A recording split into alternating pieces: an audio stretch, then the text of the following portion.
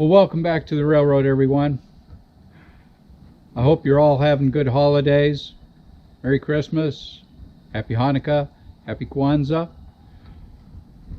Today we're going to have a little something different for you. This is an old video that I did a couple of years ago, and it's for all the children in all of us. So I hope you enjoy. Be safe, stay healthy. We'll see you down the rails, and God bless. Well, ho ho ho! Welcome to my toy shop, everyone. Toy trains, that is. I'm playing Santa's helper this year. Santa has had a little bit of a disturbing time. He's lost some stuff, and he can't find it. Him and his good friend Rudy. You'll meet Rudy in a little bit. I've been trying to help him look for this thing, but I just can't find it here. So, without any further, let's go see what it is that Santa's lost.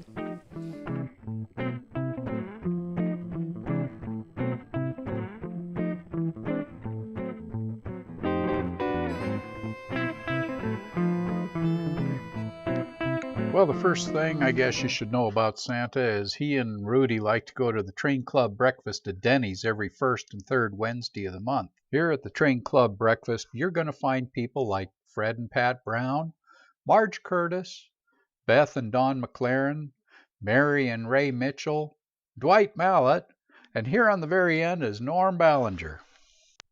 Of course, Santa and Rudy like to travel pocket class. Santa's morning rarely began without a cup or more of coffee. This is due to the fact that both his job and person were more focused on the nighttime traveling activities. But for coffee and breakfast, for those, he would wake up early. Of course, coffee had to have a couple of spoonfuls of chocolate. Everyone knows he loves his hot chocolate. And of course, he shares with Rudy. With his morning chocolate/coffee supplied, it was time to set in on breakfast.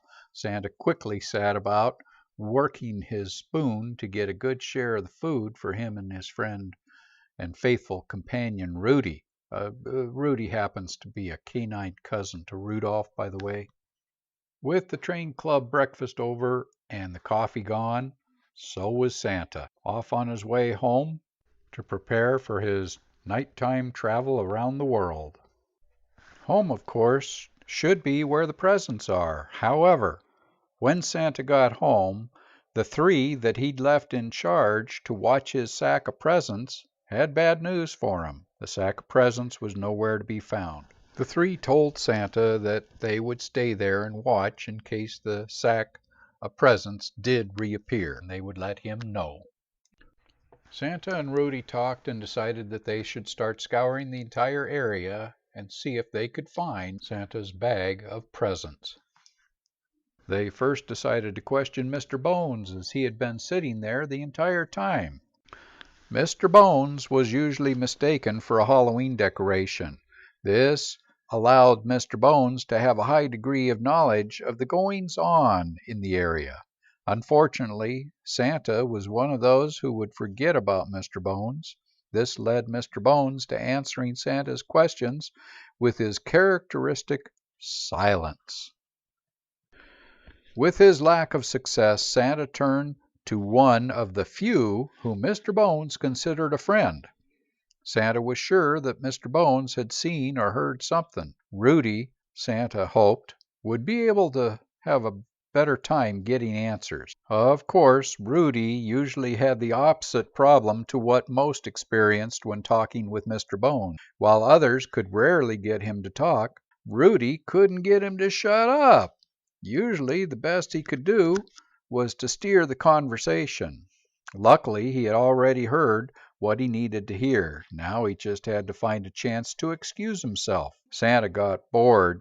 So bored that he started doing push-ups. Actually, in all of Rudy's and Mr. Bones' conversation, the only thing that Mr. Bones told him was that 1 minute the bag was there, next it was gone. Poof! Mr. Bones, of course, thought that it might be Krampus. Santa and Rudy, not believing that it was Krampus, decided to search the land. First, they looked from the lighthouse, and nothing.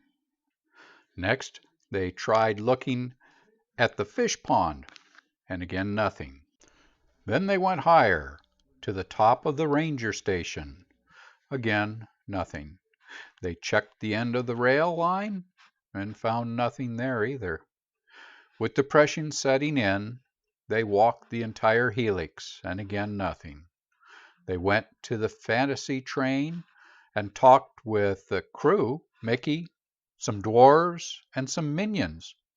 And again, no one had seen the bag of toys.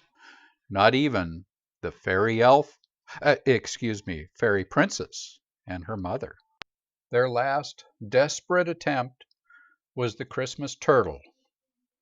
And lo and behold, there was the bag of toys. It turned out that Mrs. Claus had actually forgot a couple of kids' toys, so she took the bag back with her, put the toys in it, and brought it back to the Christmas turtle. Well, everyone, thank you, and I hope you enjoyed our little skit here with Santa and Rudy. And just remember, it's a great time of the year. I hope you're all healthy and happy, and we look forward to seeing you down the rails. Thanks now.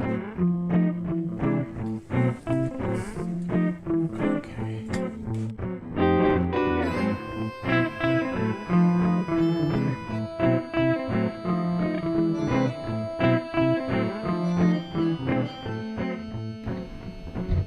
Well, I hope you all enjoyed Santa and Rudy.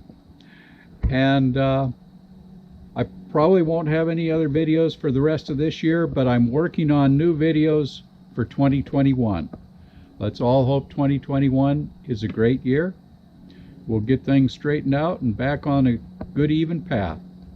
So be safe, stay healthy, God bless. We'll see you down the rails.